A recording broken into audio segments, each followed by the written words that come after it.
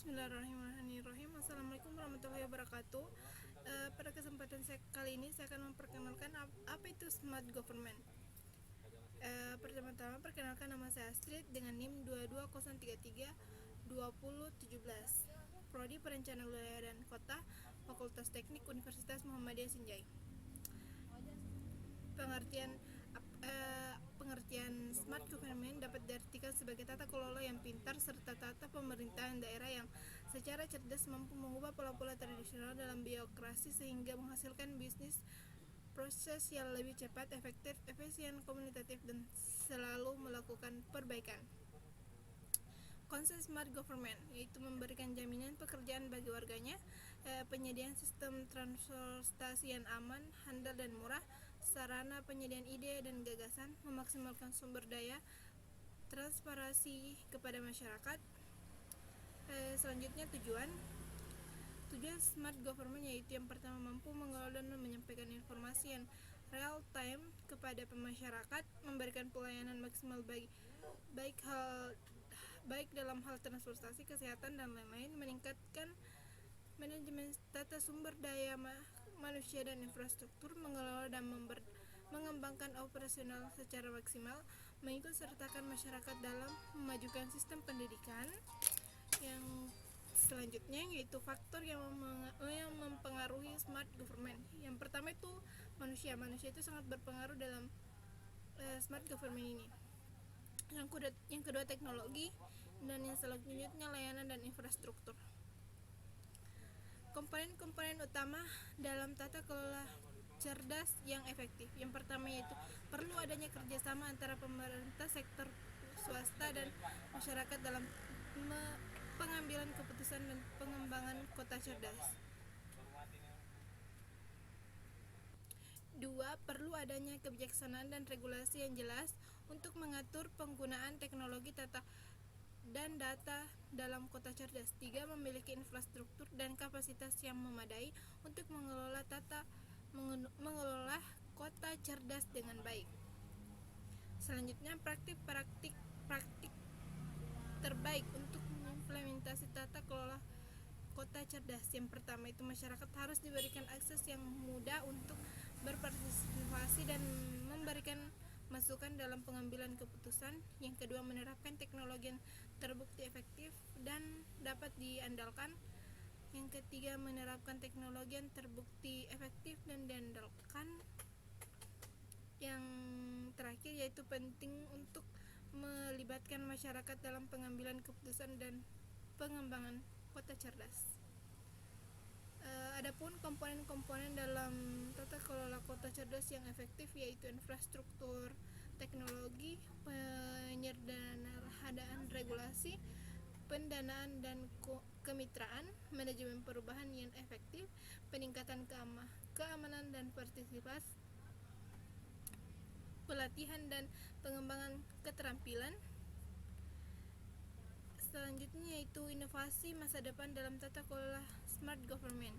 Di masa depan kita akan dapat mengharapkan bahwa tata kelola smart government semakin penting dan menjadi pintar kinerja organisasi. Perkembangan teknologi seperti kecerdasan buatan, komputasi awan, dan Internet of Things akan terlalu mempengaruhi dengan memahami pentingnya tata kelola digital, dan mereka digaris dalam era digital yang harus berkembang.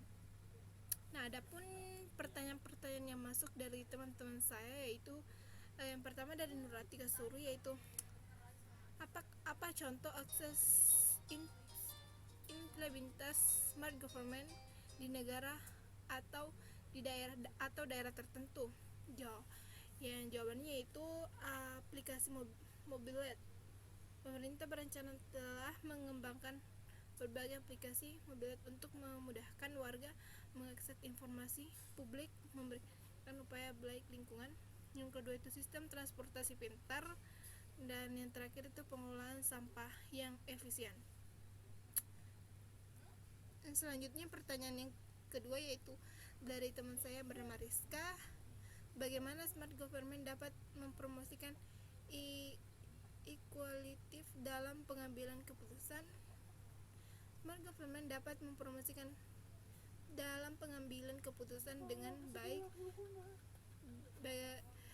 baik berbagai cara, yaitu termasuk aksesibilitas digital yang memastikan bahwa platform dan layanan yang digunakan dalam proses pengambilan keputusan dapat diakses oleh semua orang, termasuk mereka yang tidak memiliki keterbatasan fisik atau aksesibilitas yang terbatas.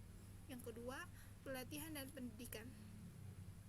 Pelatihan dan pendidikan memberikan kepada masyarakat tentang pentingnya partisipasi dalam pengambilan keputusan publik serta cara-cara untuk terlibat dalam proses tersebut. Yang selanjutnya, yang ketiga, yaitu dari Andi Virgatun Najia, apa tantangan yang dihadapi dalam integrasi sistem yang berbeda untuk menciptakan ekosistem smart government yang terpadu, yaitu kompleksitas teknologi. Sistem yang ada kemungkinan dikembangkan menggunakan teknologi yang berbeda-beda dengan struktur data yang tidak seragam. Mengintegrasikan sistem ini memerlukan pemahaman mendalam tentang teknologi yang berbeda secara upaya-upaya signifikan untuk menyatukan dalam mengkoordinasikan data. Yang kedua itu keselarasan kebijakan sistem. Setiap sistem dapat tunduk pada peraturan dan kebijakan yang berada, baik dari tingkat lokal, regional maupun nasional. Oke, selanjutnya yaitu dari Yusmianti. Apa peranan kolaborasi lintas sektor dalam smart government? Kolaborasi lintas sektor memainkan peranan penting dalam smart government dengan membawakan bersama-sama keahlian sumber daya dan wawasan dari berbagai sektor untuk menciptakan solusi yang lebih holistik dan berkelanjutan. Yang kedua itu inovasi, pemanfaatan sumber daya, dan yang keempat itu penyelesaian masalah dalam masalah kompleks. Selanjutnya yaitu yang pertanyaan terakhir, yaitu apa saja langkah-langkah yang dapat diambil untuk memastikan perlindungan data